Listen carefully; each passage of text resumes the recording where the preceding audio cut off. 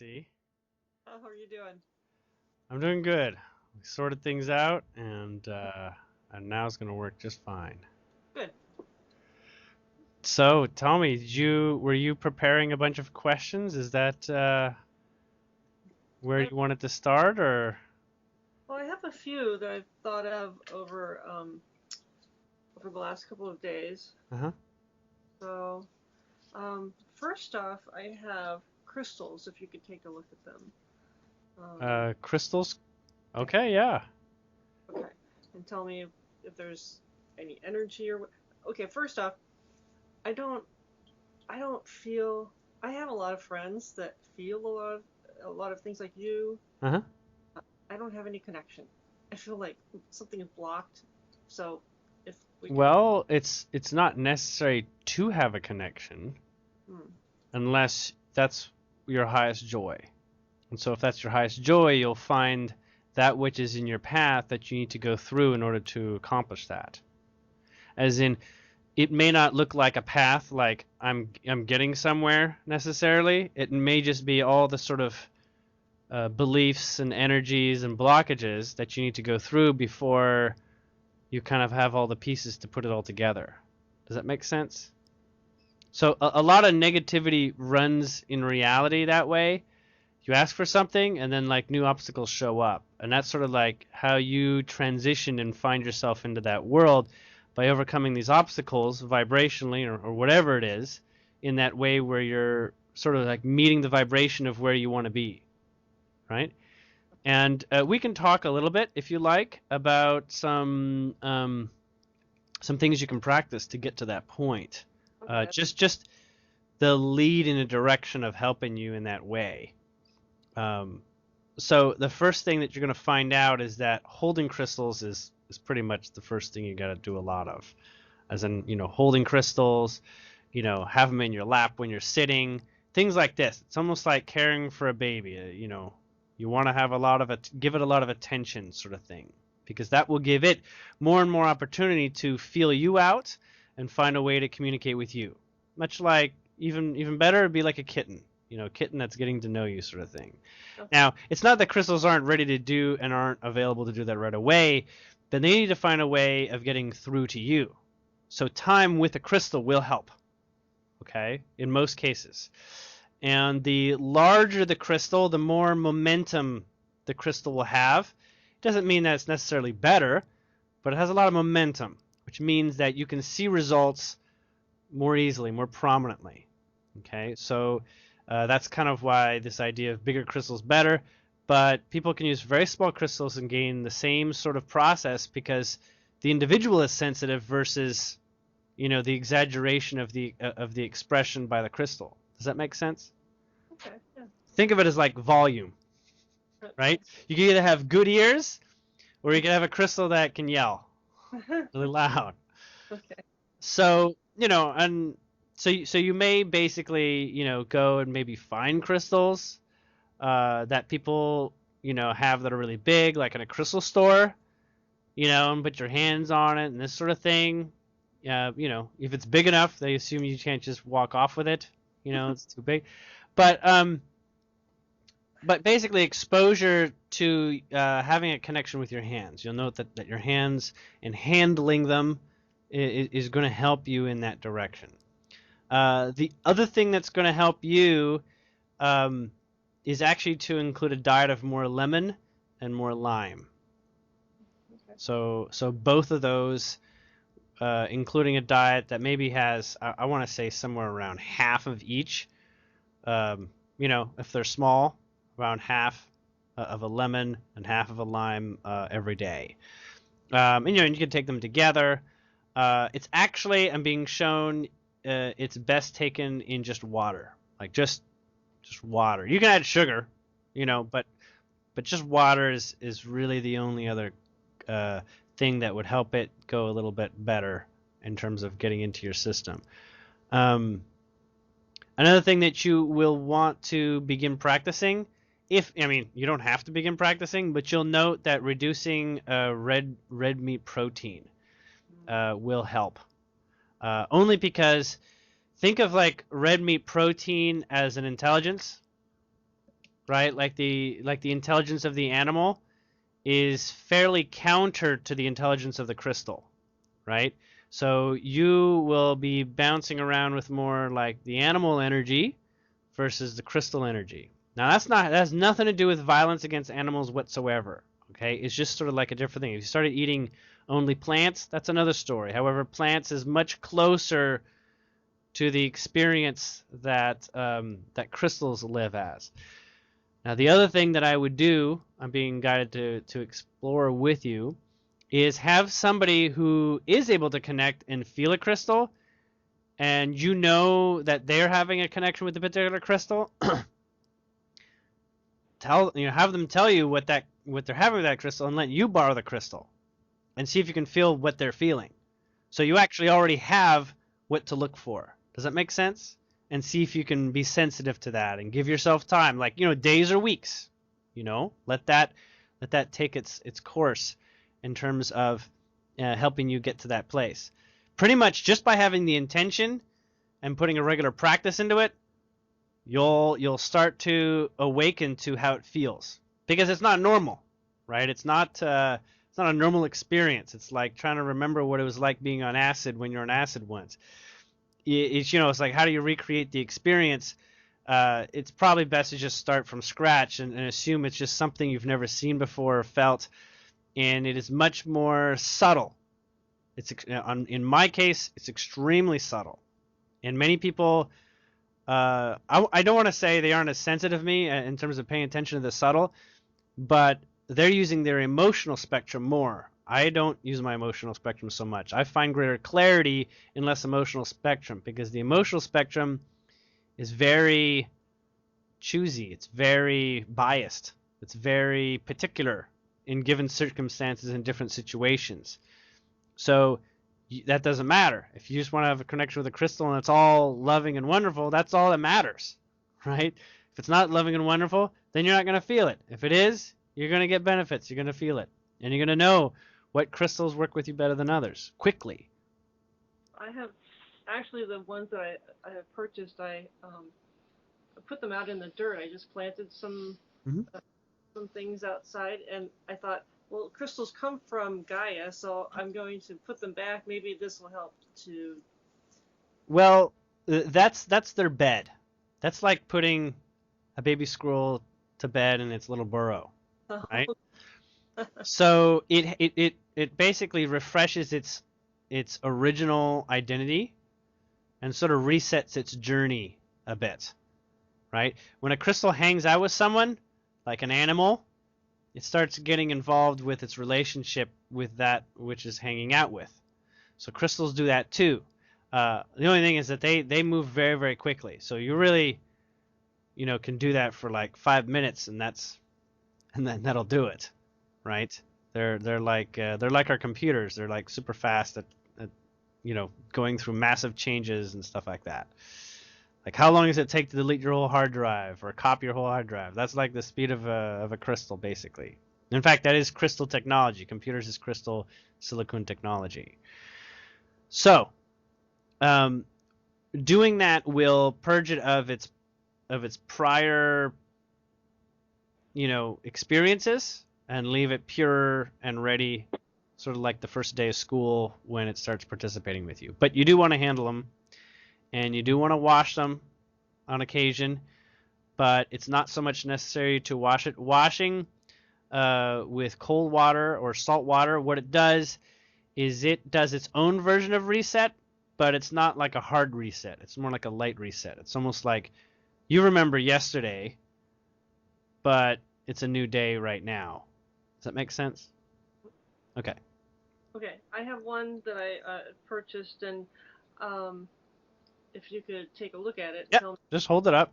And I have some metal wrapped around the bottom of it, different metals, Yes. because I was trying to turn it into an organite device. So. Okay, so just hold it still for a minute. You don't have to have it that close, just so long as it's on the screen. All right, show me the other side of it, just real quick. Okay, so this one does have a couple programs in it already, and it's serving that elemental program and that elemental program is actually to ground. So it's like a grounding rod. And what that does is it makes things more literal. It makes things more solid. It makes things more real. So it's very good for manifestation. Many crystals are, but this one is more along the ones where you don't have to guide it so much. It's more like persevering and bringing the reality you're intending into play, right? So it is sort of like a guide, helps you out, helps your reality come into being the way you would like it to be. And this one, the more that you hold it, that's sort of like its true sort of like way of getting inspired by you for what it's going to do and for what it's going to be. So you'll want to, in this case, you recharge it by holding it when you're in the greatest mood, and you always want to feel that way. And you can recharge yourself when you're not in a good mood and you want to go back to that mood and have those feelings. You can hold the crystal. But in the same way, unlike Orgonite exactly, this crystal is like a guide. It does not actually have, even though you have a physical location, its location is not as pivotal as it would appear. As long as it's under what's considered your ownership, it's working towards your experience. Okay. Does that make sense? Yeah. Should I take the wires off of it then? The wires are a non-issue. What they do is that they essentially give it the ability to focus in a more, we'll call it a way where it's very stubborn about getting the job done. Okay. And the more it knows you, the more it's familiar with you, the less obtuse it might be in what it creates in your life. Because sometimes to get the job done, it can be kind of a blunt instrument from a crystal's point of view to get something into your life and get something shifting and changing and something you're going to end up experiencing. So the wire is making it more blunt, to put it bluntly. It's very or simplified, even though on the energetics side of things it's very complex, and it is a fairly good size. I would say that this one's probably like a 24-hour, 48-hour delivery. Like pizza delivery delivers within 24, 48 hours.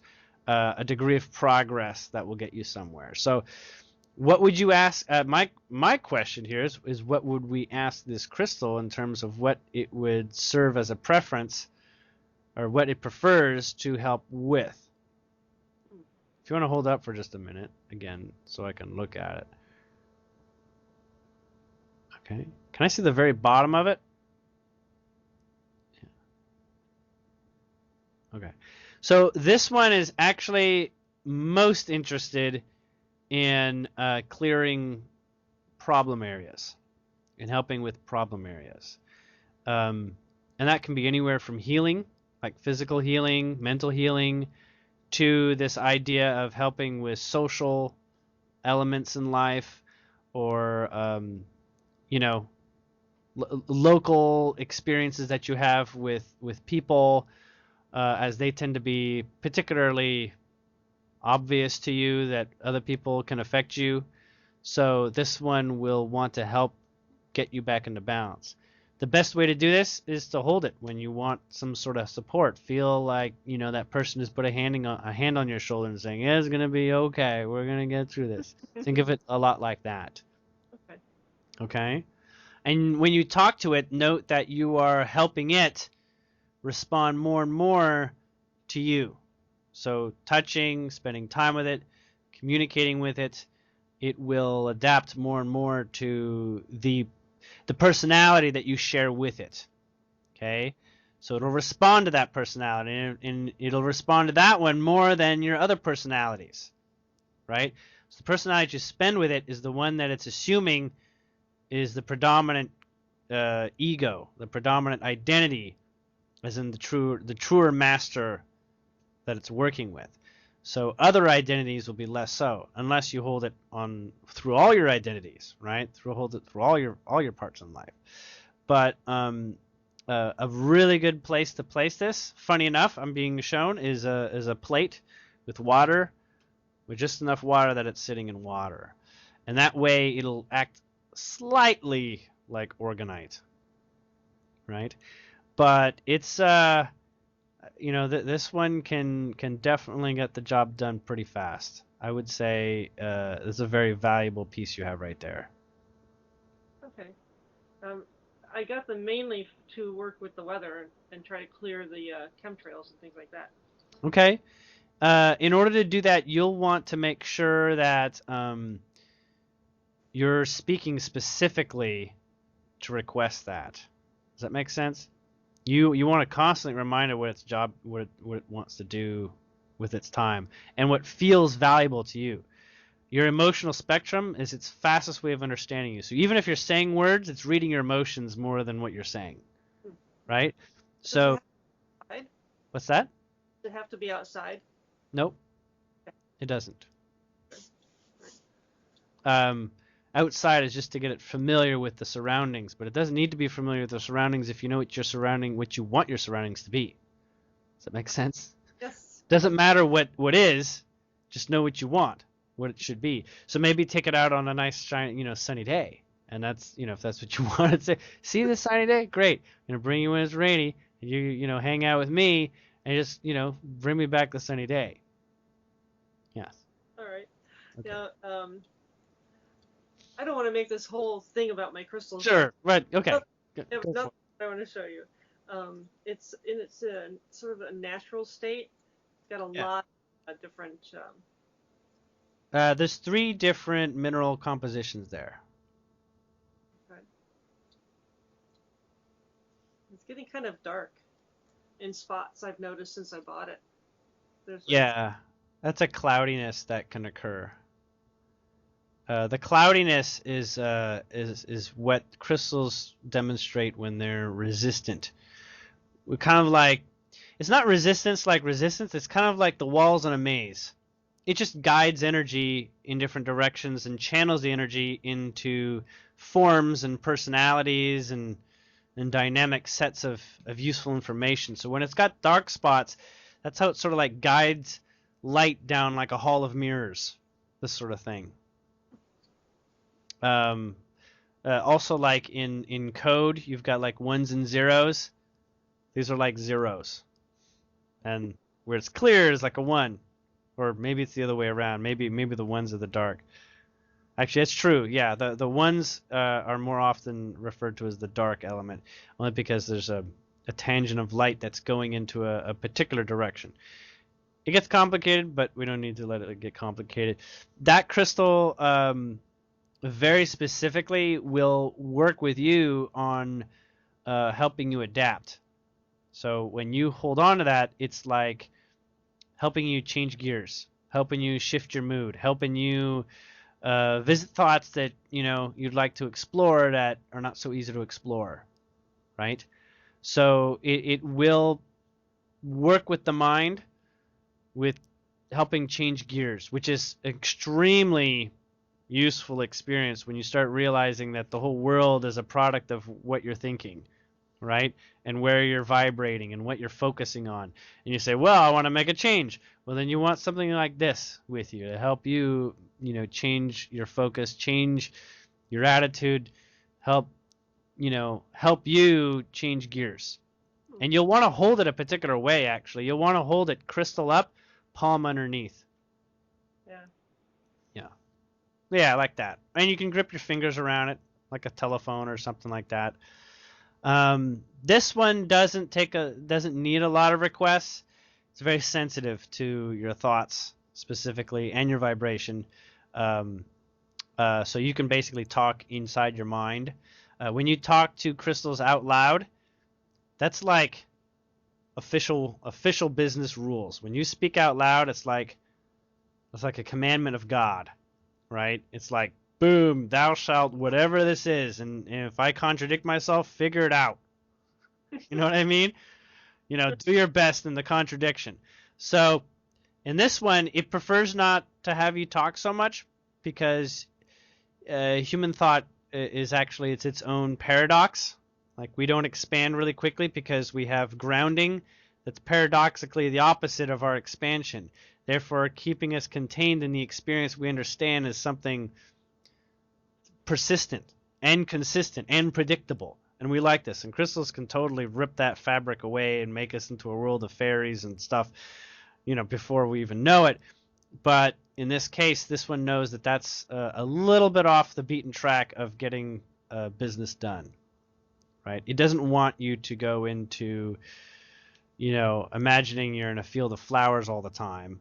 It wants you to ground the journey there so that at any time, in any given situation, you can be a part of that creation. So it really prefers to help be sort of like a sidekick in the creative process. Okay. Okay. All right. So I got my little checklist here. Okay. Okay, you have contact with Pleiadians. Not all Pleiadians, but through them I can. Okay. Yes, through the Pleiadians that I do contact with, they can make a great deal of connections and assumptions for us. Okay. Can you tell me if I have like a team out there or here that I work with? You have a group of individuals that is not exactly a team. They're a team in their own right, but they visit and they have sort of like business hours with you. So that means it doesn't mean like always the same hours, but there's times where they are working with you. Let's put it that way. And so there are periods and points in which they're able to work with you, and that's when you're in your most ecstatic level of yourself. Otherwise, the information that they work with you, you will resist it, and it'll kind of piss you off, and it'll kind of push you over the edge. It'll make you, when you're not ready, you don't work with them. Does that make sense? You have guides that don't mind being around on all your bad days and good days, and they help you, work your way in raising your vibration and help you begin enjoying your life and help you love yourself more and love everything around you more. That's what your guides help you do, because you'll live a more fulfilling life. This team is there only in the situation of when you're in that high vibration, high energy movement, high level potential realization, because they will help guide what feels like this idea of like, I'm so amazing, I'm going to lose it and my whole life's going to fall apart because I have no grounding.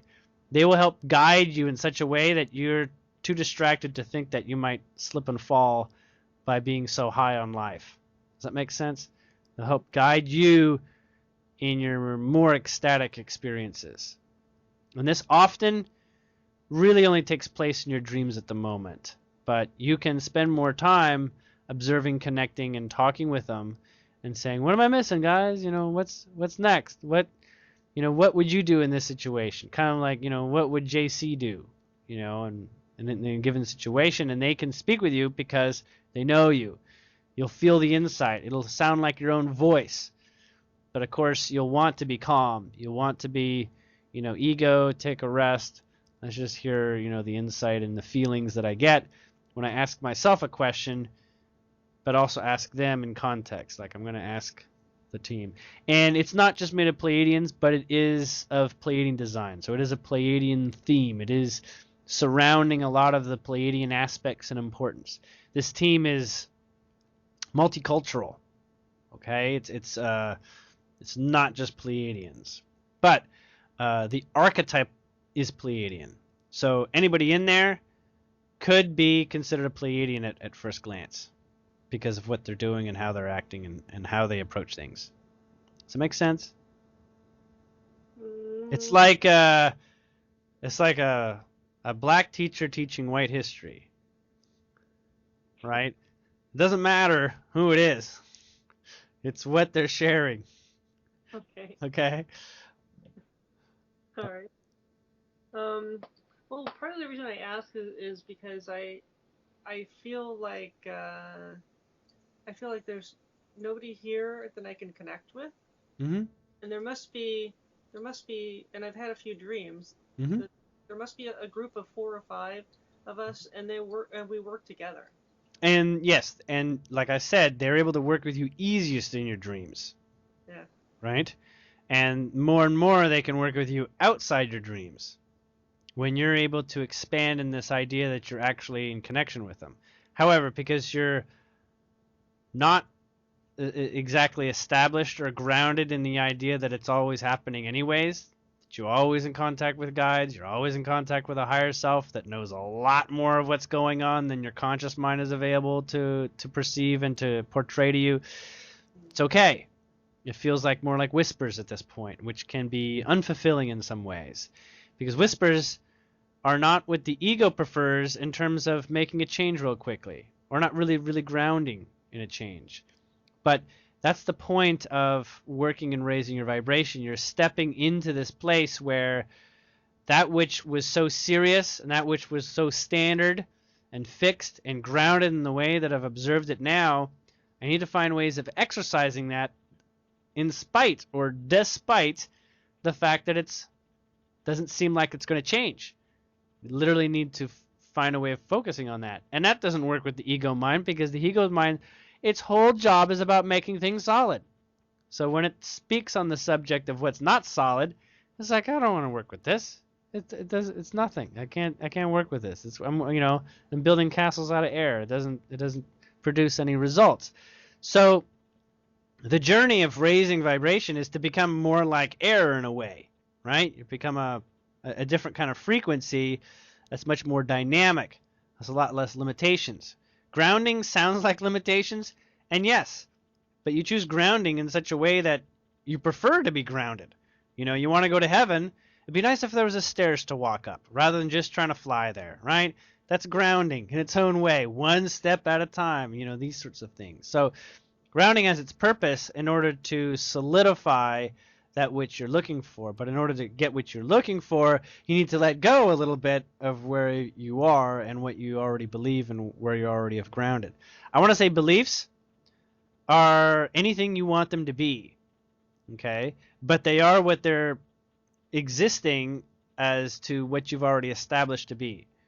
So you can actually create your beliefs just by repeating that which you're looking for, or practicing that which you're looking for, and not practicing the opposite. Because whenever you want to do something like, oh, I want to be, I'm just going to put out the whole, stereotypical, oh, I want to be rich, your ego says, we're not rich. So no, don't think about that. You're fooling yourself. Because now, if you were thinking you're rich, you're sort of undoing the ego's job, right? Of telling you your world is understandable, believable, and figuring it out.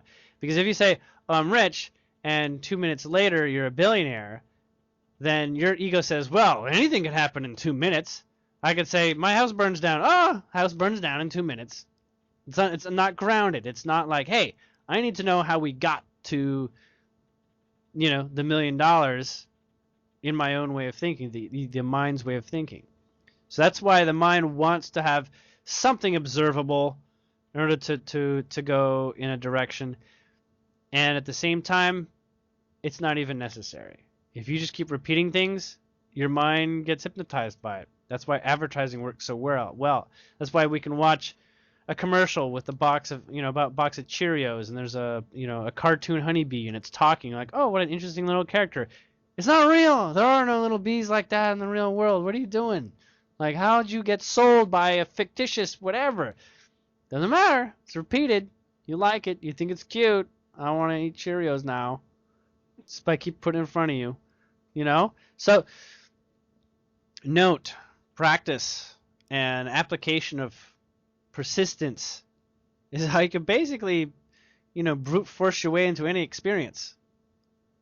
Really, really works. As long as you're not adding its brute force counterbalance to the equation.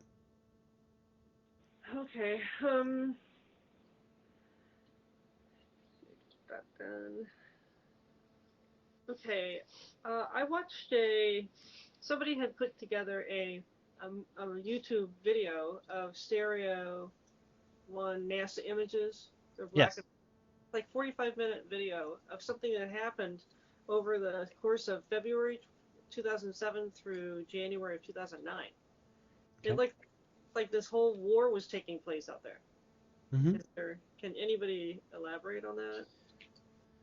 Well, it's not within the desires of the Pleiadians to talk about problems that are not the human problems, right?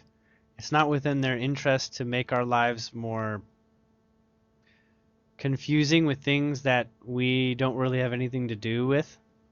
Does that make sense? But yes, there is constantly all sorts of battles that have been occurring, but a whole lot less. Like as of recently, the last couple of years, it's down to nothing. There practically are no battles. I mean, are there battleships or ships that have gone through battle? Yes. Are there people on those ships that have memories of battle? Yes, there are. But in the same way, it's not in our purview to get involved because we don't have a way to apply ourselves to making a difference. It's like if you want to save the children in Africa, it's probably better off that you go there. You can do a lot more good there, right? Otherwise, over here, you can talk about getting people to invest and, raising money and stuff, but until you're there, you really don't have the same sort of investment of your time and energy into the subject. So, yes, are there wars? Yeah, there has been a lot of stuff. There's a lot of scrap metal out there too, like weird stuff, but it all burns up in our atmosphere, so we don't see it. And there's stuff that happens mostly outside the frequency of our visible spectrum, but it is on infrared because that's considered a safe zone, since we only really developed infrared in the recent past. And so there are only a couple devices that can read into other spectrums of vibration and translate in that in a way that we can see it. And those are being kept secret at the moment, so we're not able to see that. You can, however, use tools that create an overexposure, like cameras, so that you can see other wavelengths and occasionally get your camera to interpret another wavelength and chop it up to a simple form that your camera would interpret that would give you an image that you wouldn't normally see. Does that make sense? Okay. So regarding the wars, there's probably just too many incidental things to sort of add up to. But there is basically a fight over Earth, and there has been. And at this point, it's basically over for the most part up there. So I'm told. I'm not witnessing it myself, so I can't be the one that honestly, confirms or denies. But through the people that I trust, they're saying it's not. It's fairly safe up there. So you've indicated in some of your previous videos that we're going to have full disclosure here soon. I mean, that's... I don't know how full disclosure will occur, and neither do the contacts that I have know about how full disclosure will occur or what kind of full disclosure will occur. But the screws are turning in such a way that they can explain why they're seeing that, which is probably more useful than talking about the end result. They can only talk about what's actually occurring. Now, at the same time, it's annoying to people who have heard about disclosure for such a long time or whatever, significant changes, things like this, because they're looking at a more end result way of observing something rather than a piece of the puzzle being put together, right? And so that's why I'm not like spending all day talking about disclosure. And on the day of, regular disclosure, I'll probably be on the air, 6 hours a day, helping sort things out, right? Putting things into context for people who are like, I don't know what, this and that. So in such a way, I'm only invested in going so far, with the ability to point out that certain things are a certain way and certain things are occurring in a certain mannerism. And the reason why full disclosure was mentioned in the way that you saw it is because there are significant movements in the direction of people under a new kind of pressure to be truthful, if that makes sense, and to be honest about things that are really, really crummy, like coming clean was a new impetus for that, whether it's extreme negativity for someone if they don't, or just so many good reasons to actually disclose even if you're the bad guy. Does that make sense? So it's more a tightening of the screws in the world of those who are resisting change and who have information that would be quite damning for the human population to, the average human population to come across.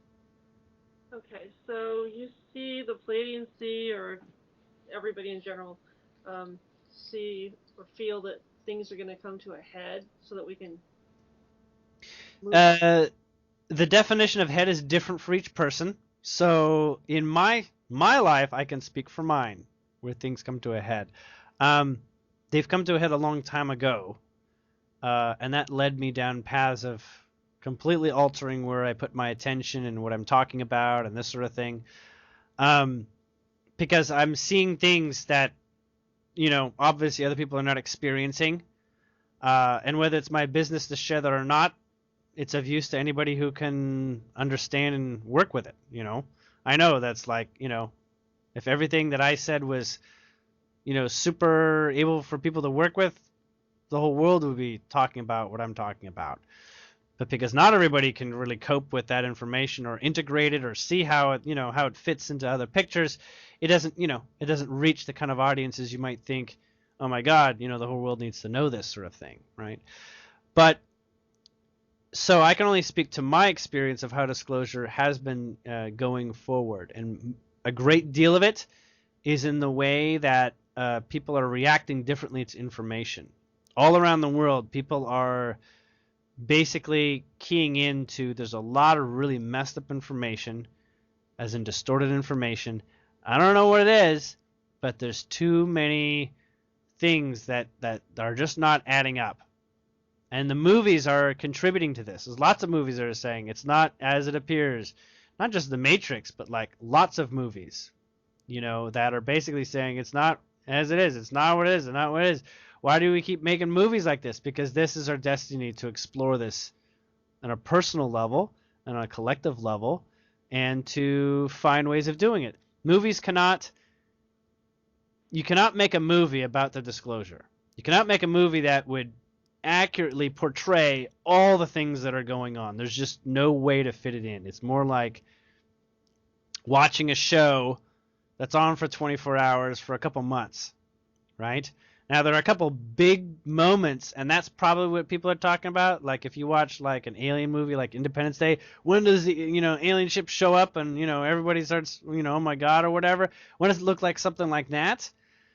The human population is asked for that not to occur. Actually, they are desiring the slow approach. The reason why it's the slower implementation is that they did not want cities to, crumble under earthquakes. They did not want the emotional anxiety that apocalypses would bring. And so, like you, like me, we're on a positive timeline where apocalypses are in our minds. Each one of us has to focus on our own dystopia of imbalance within ourselves. And so the population has that for it to work out, and it goes through earth changes that, like our last week with earthquakes and, extreme weathers.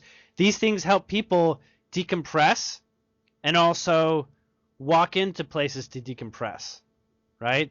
So it's almost like the human psyche invites a degree of pressure. Now, you didn't have any earthquakes. You didn't have to run for lava or hurricanes or anything like this, but there's a lot of people who did. A lot of people who went through the kind of drama of like, oh my God, is there going to be a tsunami because, there's earthquakes, people on the coast. People go through that freak out, and that, for them, realigns their priorities quickly, very quickly. When people face extreme hazards, people start putting information in new context and start thinking a different way from there on out, really, right? You just meet the people in New Orleans. They don't think of life the same way anymore. They were very, hey, chill out, kiss each other on the cheek and, play jazz and enjoy life.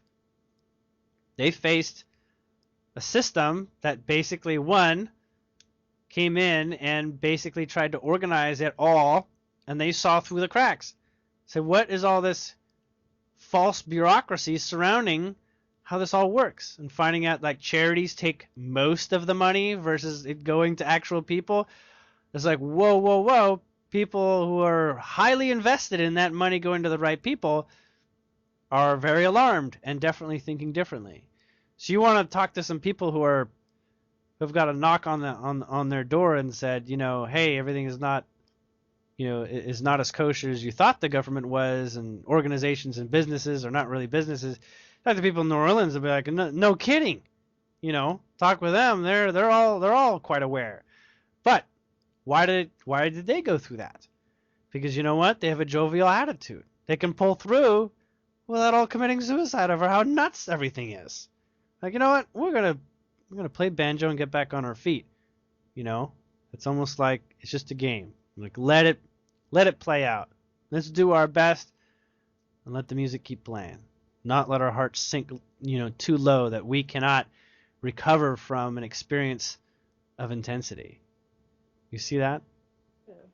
Okay. So a lot of people, well, I don't know if you remember, you and I met in the transcription room. Yeah, quite some time ago. Yeah. Yeah.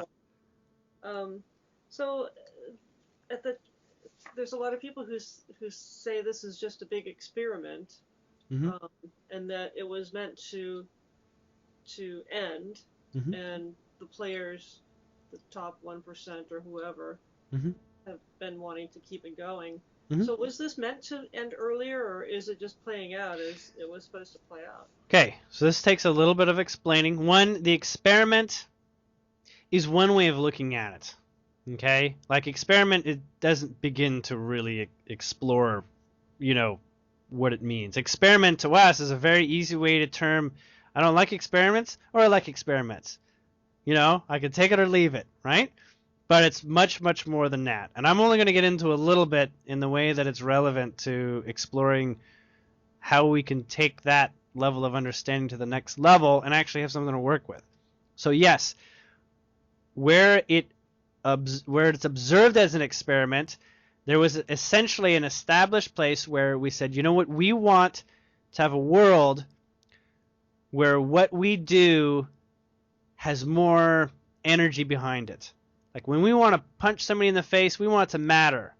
We don't want them to smile. We want them to have an experience. So when Pleiadians punch each other, they laugh it off all too easily. In this world, punching somebody in the face, or building a castle, or growing crops, or having a relationship with someone is much, much more intense. And not only that, it's so intense, we believe it. In other worlds, such as the Pleiadians, the illusion is a lot more obvious to them, right? The options abound to them much more. So the experiment was about having a point of reality in which we focused energy and packed it in so it became so thick, as in it came from so many angles. Like, my hand is real for a million different reasons, and I could talk about all the different ways in which my hand is real. I got tons and tons of evidence. Doesn't matter where I start. I've got a lot of reasons why I have a physical hand, and why if I connect this with somebody's face, it'll be uncomfortable, right? In other worlds, the energetic mass is not so dense. So there's a very high level of gravity and denseness to energy. Energy is like compact. Imagine that some people are living in the sky, and some people are living on land, and some people are living under the ocean. Our world is like under the ocean. Everything moves so slow because it takes so much muscle, to get around and to move. It's just so, like in the mud. Kind of feel like I can't get anything done under here. I'm underwater. It's just difficult to breathe. It's hard to, get a lot of energy. Everything's sort of slow. Well, that's one way of looking at density, right? Now, you could talk to the crystals. They don't care. They come from a world that's so slow, you don't even see it moving, right? Crystals move very fast. They grow and change and develop. Their whole lifetime in a little geode is like this. and they grow a couple inches. And that's their beautiful exploration of life. And you're like, no, nothing happened. From our way, it's not interesting enough. So the idea was to have a high level of dynamic opportunities and have a lot of energy moving about. So what they needed is they needed people who were going to compress energy and get people and consciousness to focus, focus, focus. It's like forcing air into a balloon. Like focus, focus, focus.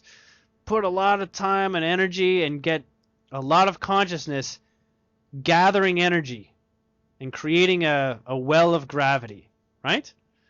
And through that, in order for people to do that quickly, as in like, doesn't take 1 billion years to do this. You can do this a couple thousand or maybe even only 1 million, right? They needed basically advanced consciousness. This is basically extraterrestrial consciousness, like us, okay? There were monkeys and this sort of thing, but it was like, well, we can't just show up. We need to work with the primate system in order to actually, have a metabolism and an immunity system so that we can actually have an evolved human experience. So basically DNA was worked with in order to create humans that can work on Earth. Lots of extraterrestrials came here and they basically left because they didn't choose to adapt their bodies to this place, right?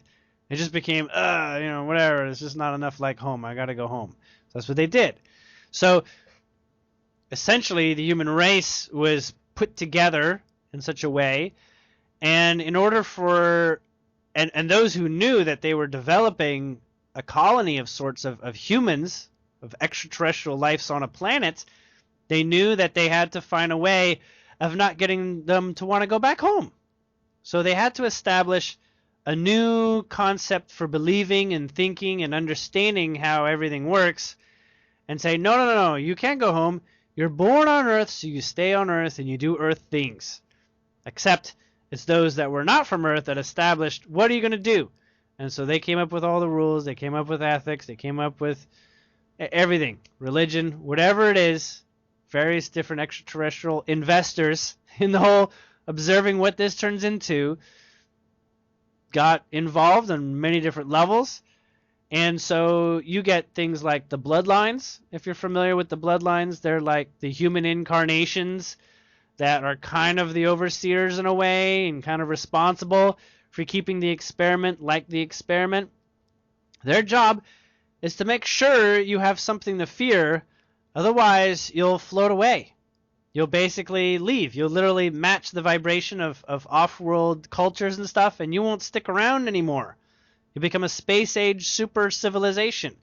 So their job is to, and they've been doing it for such a long time, their job is to make sure that there are limits, that there are things to resist, that there are ways to keep your vibration low enough, and low means thick, dense, slow. Because if things move too quickly, you have the answers in a short span of time. You can basically figure out anything, anytime you want. You can figure out how to make, it's less like your next door neighbor can figure out how to be a quantum mechanic and create free energy. Then now we got a problem because now energy isn't contained, in the oil system and all this sort of thing, right?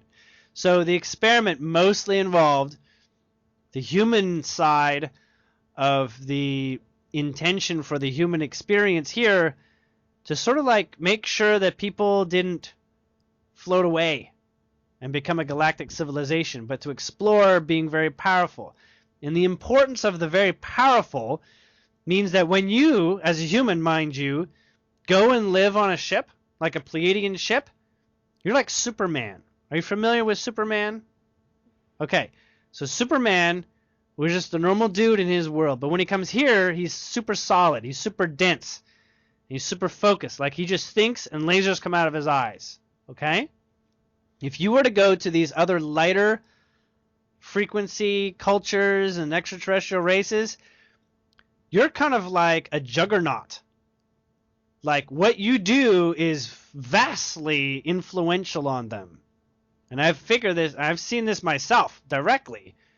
Not only figured it out, but seen it directly. I'm not even my human body.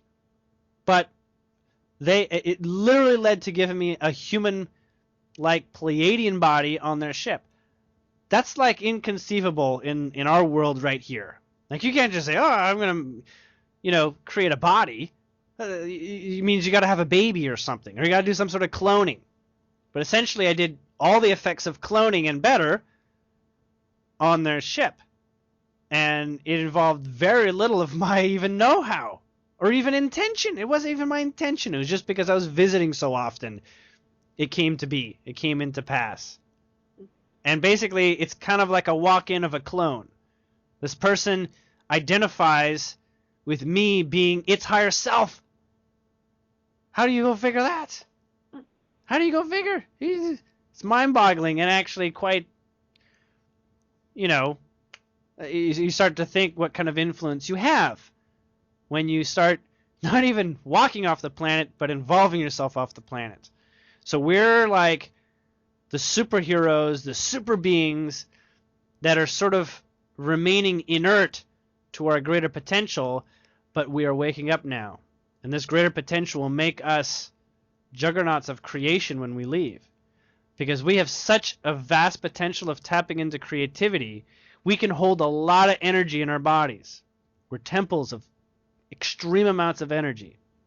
The kind of thing that you can learn to harness in a couple months. Where Pleiadian, they spend their whole life just to become the same level of creative potential that we are. Does that make sense? Like one of us is like 100 Pleiadians. Okay. So are we looking to end this experiment?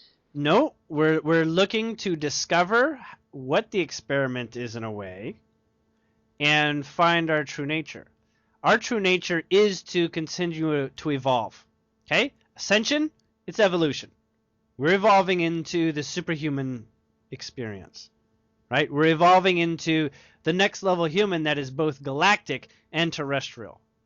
Now, is this assuming that there's going to be no more prison planet, no more people in... So the prison planet is what some people have established in order to say it's my job to make sure you're limited. But there is one condition that they always had in place. They said if you can demonstrate to us that you have the insight to create on your own and that you're responsible for your creations, we will not get in your way. We will not stop you from exploring that truth. And that's why many right now, starseeds are not being hunted down. They once used to be. Okay? They did. Especially if you weren't public enough. Public was like a defense. There's a certain point where even being public wasn't a defense. Okay? Because we've got the network of the internet and all that sort of thing, Julien disappears all of a sudden. All of Julien's friends can't find Julien. Well, that kind of means something significant has occurred, right? So, in this way, there is a defense, but at the same time, it's because there just isn't the manpower to stop the sheer numbers of people who are coming into their awareness of power. The starseeds. These people have not spent a lot of time as humans who can't even really figure out, how am I supposed to live as a human? This is so crappy. They just want to be themselves, which is, off-planet like, other cultures off the planet like Pleiadians, since they're basically the largest culture that is very human-like out there. So many people like Pleiadians, Syrians, Arcturians, what have yous, are here, and you're just like, I gotta be me. That's like, the only truth is that I gotta find out who I am and find a way of being that person that who I am. I gotta figure out why love is the most important thing. Like, why do we keep talking about love and recycling the concept that love is the key, blah, blah, blah. Why are the hippies, why were they so influential on the paradise that they saw in our future? And the future we're living more and more and more. Well, it's because the answer to everything is love. Why is the answer to everything is love? And it's not universal love, it's personal love. What am I in love with? Because the more you find out and find a way of practicing what you love, you're becoming more you in that sort of crazy galactic way of who you are. And you get to bring incredible insights. You start thinking of things, hey, in other worlds, this worked a lot better if we did this. Instead of having money, we did like friendship badges, You're a really good friend of me. I'm going to put a badge on your shoulder. Now everybody knows how great a person you can be to them. That's it. And you cooperate. You work it out. And it just seems real simple on the one hand, and we live in as they're all aware, a much more complex arrangement. But it's like that net, right? Things are grounded in their complexity. You got a bridge with multiple points that touch the ground for strength, right? So it's more tenacious. You don't just build a bridge with just a solid road that goes straight across. You need, support structures and, keep it all so that it can hold its integrity.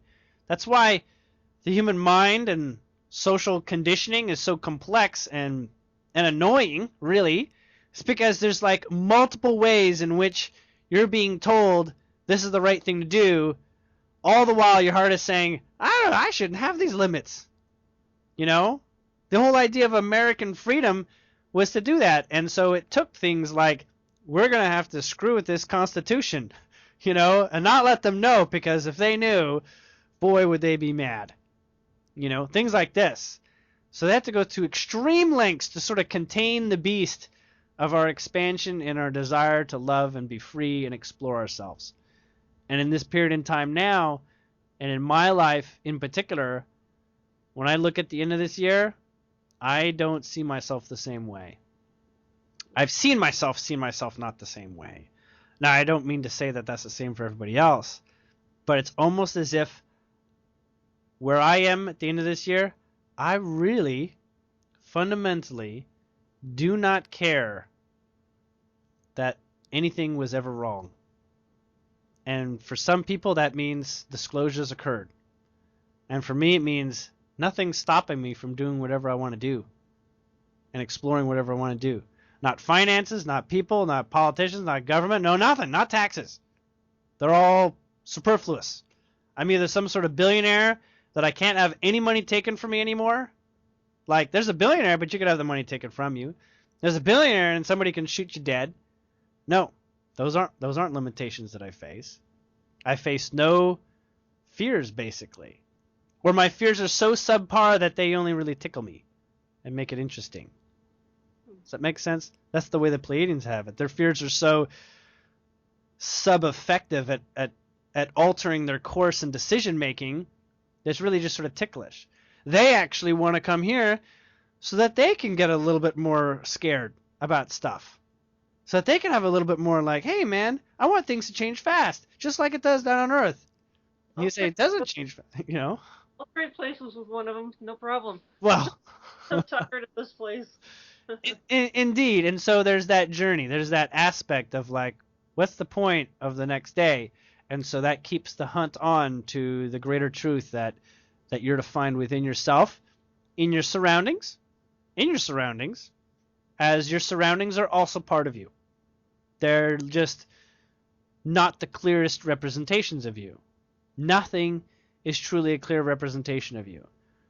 You can only ever know that in yourself. However, if you were to take everything that you experience and see, then you'd know who you are. You say, that couch you're sitting on, that's part of me. I like, the horses and the pillows. I like that comfort. I like that lamp. I like the wooden walls. I like that painting behind me. This makes me. But it's such a small part because you're not spending all your day like just staring at it. You're all sorts of things. And that's a good thing. So humans have the most, I want to say, junk than anyone else does out there. But that's because we like a lot of things. And we like things coming together that have never come together anymore. We're creationers. We're creators, essentially. So we love the idea of new. But we also like the idea of things being stable. Like if I were to just throw a splash of paint against your painting, like, oh, it's ruined. Yeah, because that's not what you wanted it for. You want it to be the expression that it is. So you do want to be able to create, define, and stabilize your choices. And it takes a human mind to be able to stabilize creativity. Pleiadians come here, they can't do hardly anything. All they can do is just talk the talk. But do they have what some people would call balls to do something? Oh, they really have a hard time with that. Right? Somebody tells them to shoo, they got to turn around and walk away. They can't even argue, practically. Right? There's only some Pleiadians that are like learning, all right, how do you be a human? How do you be a human? Otherwise, I can't stay here very long. And then they find that dynamic. Oh, this is how I gotta be human. I gotta let people piss on me. I gotta let people, spit on my face every once in a while, and just sort of like, assume and not take it too personally. Otherwise they're just like, oh my God, somebody hates me. I want to die. So it's they gotta take it, with a grain of salt. They gotta learn to do that. And those that do, in some we would call it fortunate or unfortunate. There are many Pleiadians that came here to do investigations and studies. And now they believe they're human, and they are not able to go back to their ships. They actually live a human life, like as if a fully hypnotized person that doesn't know that they're Pleiadian. Because the Pleiadian is so sort of like soft and gushy and worthless. It's like looking at your childhood and saying, I'm not 6 years old anymore. I'm where I am now. Who cares what I was at 6? That's how the Pleiadians act. They even spit, and chew tobacco. It's weird. They get into it. They're like, this is their vacation, is coming here. They're like, I want like meat on a bone. I want, gristle. I want like, give me the high flavor that, that the earth's food has in their food. I mean, it's like, you get people's like passion and sweat in like just a burger. And that's like, oh, this is so good, because they're very sensitive. As we become more sensitive, as in paying attention to the subtle feelings, pay attention to our feelings at all for some people, right? Mm-hmm.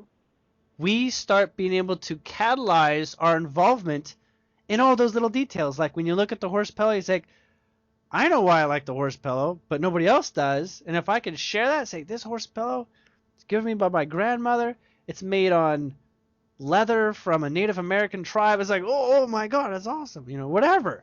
You can get into those energies and start to really feel the richness that's all around us. Okay? The only part that you would say really vibrationally of why you'd love to trade places is because you're aware of the simplicity, and yet things happen so easily, so simply in that world. In this world, it's so underwater-like. Things seem to move like slowly, that you give anything for observing a clear movement.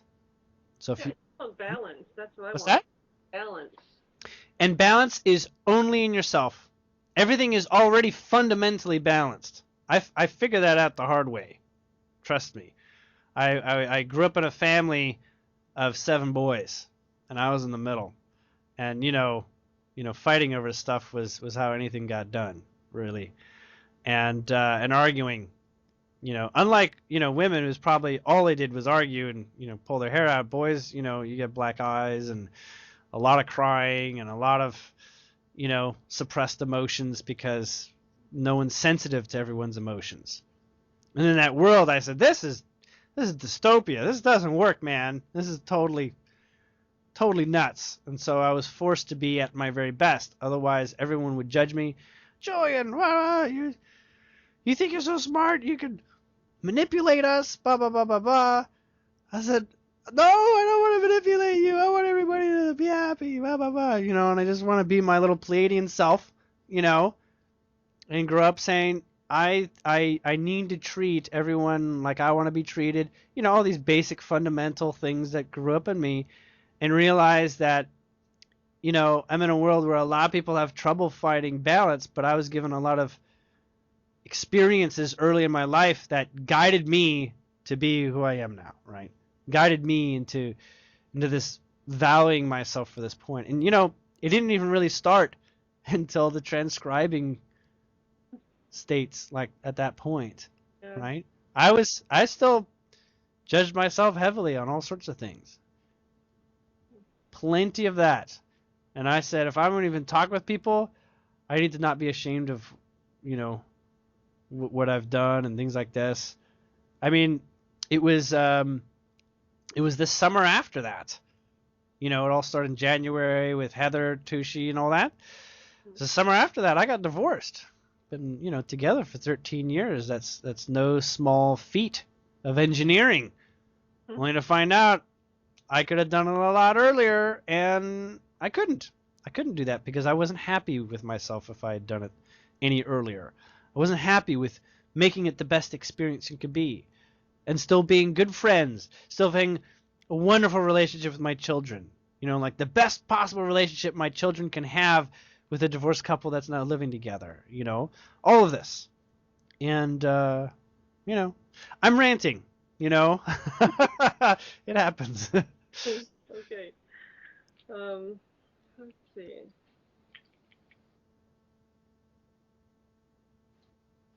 I guess that's all I have right now because I'm looking Okay. at the time. So, yeah. Well, do you feel there's anything that still needs a little bit of explaining, perhaps, in those questions? You feel that, I mean, maybe you got to listen to the recording, perhaps, and then you'll see again, right? Maybe you have to listen. Yeah, that'll probably help. Yeah. I'm more concerned, and my friends, my online friends, I Uh-huh. call them, Yeah, yeah. is not my real life friends who I can't talk to about any of this Right. stuff. So anyway, we again, I go back to where they seem to be more connected Mm-hmm. to, Sasquatch, to just imagineering things. Mm-hmm. Mm-hmm. And I just can't do that. I can't. I'm worried that, and I told one friend, I said, I'm worried that I'm going to be left behind. Mm. You can't be left behind because, you know, there's a lot of people in this shift that would be left behind, right? Because they haven't studied a single spiritual concept in their life. Right. So how are they all coming? That's Because why. it's not about spiritual. Spiritual is just a degree of understanding so that you can ground it. There's only one thing you need to do is find yourself. And what's the fastest way to do that? Do things you love. And don't let things limit you from doing what you love. Every time you want to do something, you say, I can't afford it. Okay, that's your truth. So if you want to do something, you know, people talk about, oh, you can't do everything. You're going to work up the credit cards or something like that, right? You can't do that. Well, maybe that world of credit cards isn't you. Maybe a world without credit cards is not your thing. So maybe you don't use credit cards and you use money without credit cards. And so now, okay, now credit cards is not my world, but it's true. I need to have the money to do it. And in that world, it's not about borrowing. The only borrowing you ever do is in your conscience, right? So if you say, this is the right thing to do, you know, there's people who are impulsive, like, I need to buy this tool set. You've seen that guy at the hardware. I just need this. I can do so much with this. Realizing those potentials means, hey, it's going to work out for you. You're going to get that. You're not going to go one less meal in your life. You're not going to go without paying the bills. You're going to be able to go with that. It's going to work out. Trust me. And that's what your higher self and your guides are constantly trying to get you into alignment with. You can do anything you're in love with. Now, there's spontaneous love. You're walking through the mall. You're like, oh, I got to have this. Oh, I got to have this. It's different from saying, I imagined I would have that one day, and here it is. It's on special. It's half off. What better sign do you need than you're ready for it? You see. And that occurs all the time, whether it's like half off Snickers bars, you know, or, you know, a trip you want to take. That actually happened about a month ago. I bought a bike. I was thinking I wanted to start exercising more. I would love to find a nice bike. Mm-hmm. And I found one for less than half off.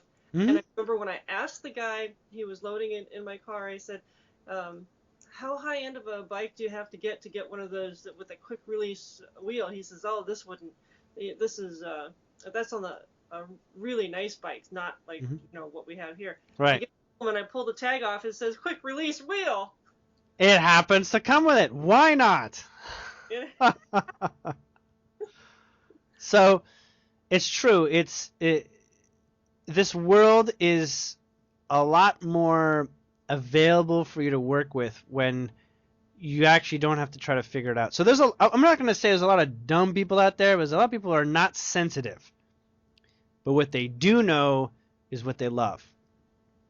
Okay, so there's a lot of people who are sitting on a couch playing video games, and they're not in danger of anything because they love it.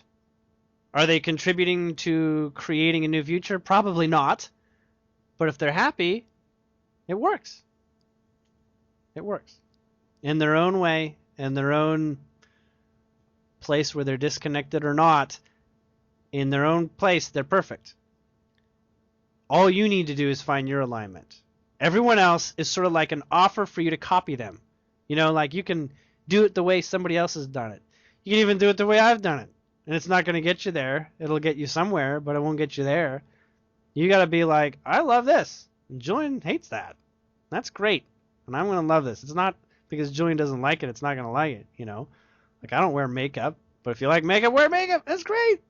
There's going to be a world where makeup is going to become toxic free. It's going to change your feel about it, whatever. It could be anything, you see. So in your world, it will become, it's like be the example of the world you want everything to be. And all of a sudden, everything will show up.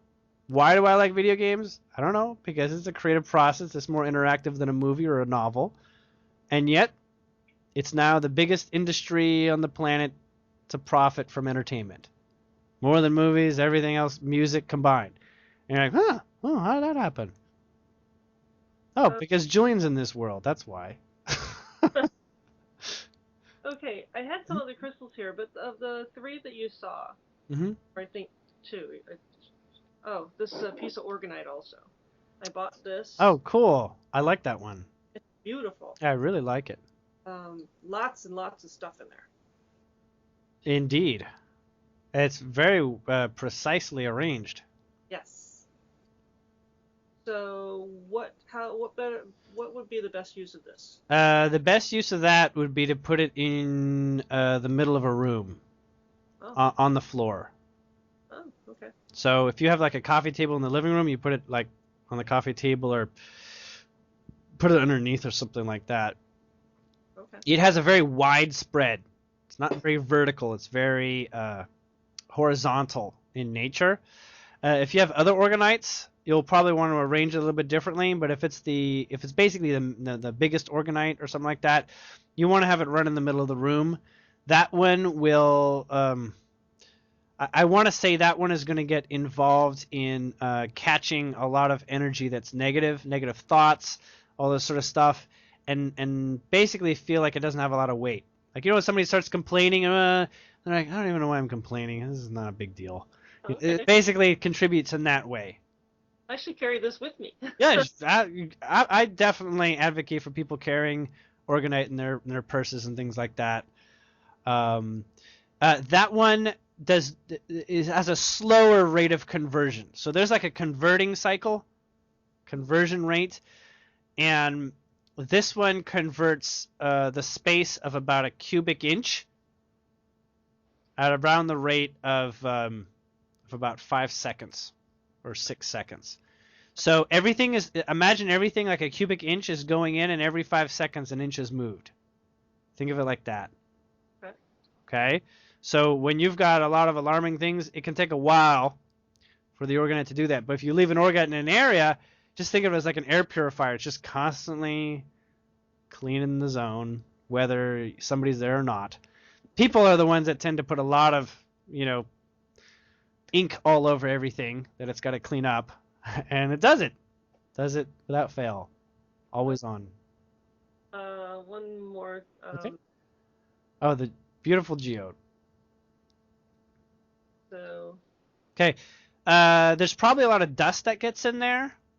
You want to try to wash that out, like with soap, even. Like get it cleaned and get the nooks and crannies sort of washed out, so it's very, very clean.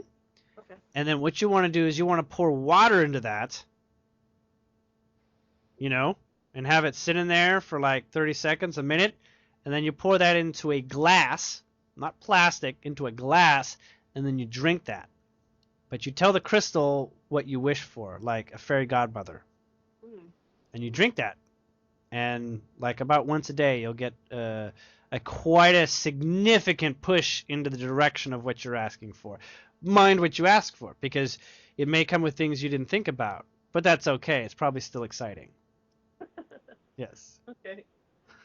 All right. I think that's all I had. Do you have rabbits near you or anything like that? I have two cats. I have No, rabbits, not cats. like I'm getting rabbit energy in your rabbit type energy.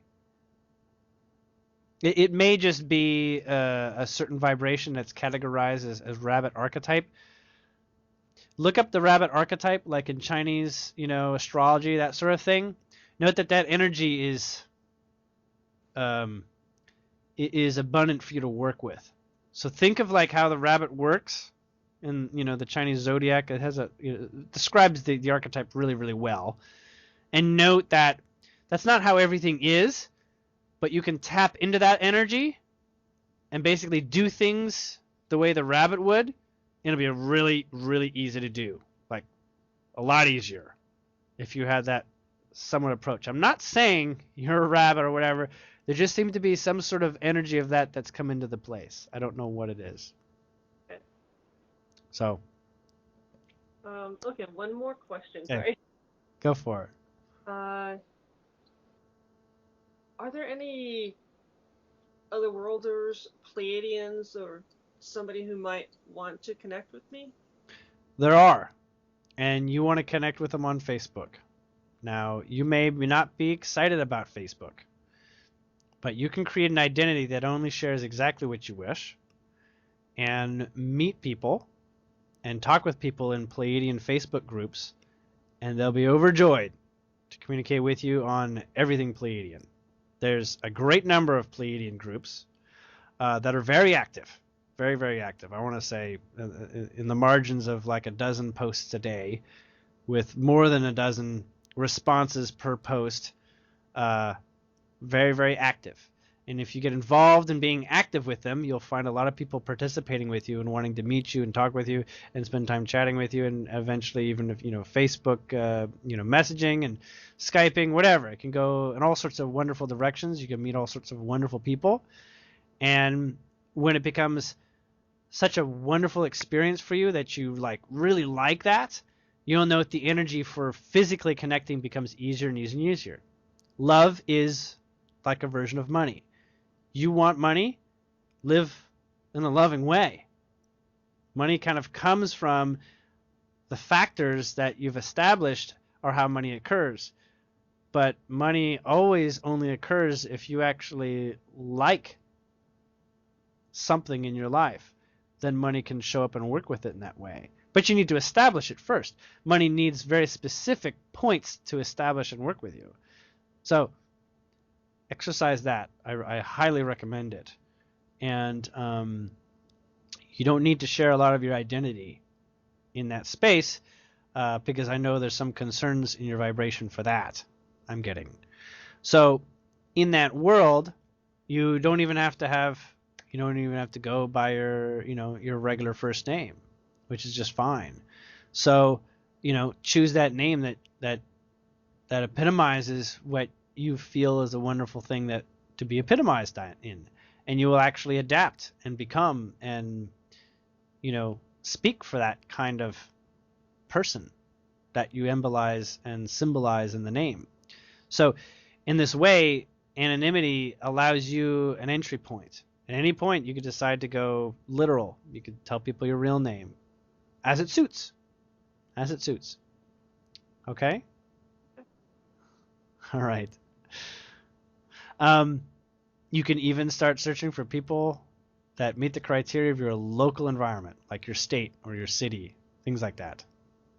Okay. All right? And if you really get caught up, just come to me and I'll see if I got people in my circles.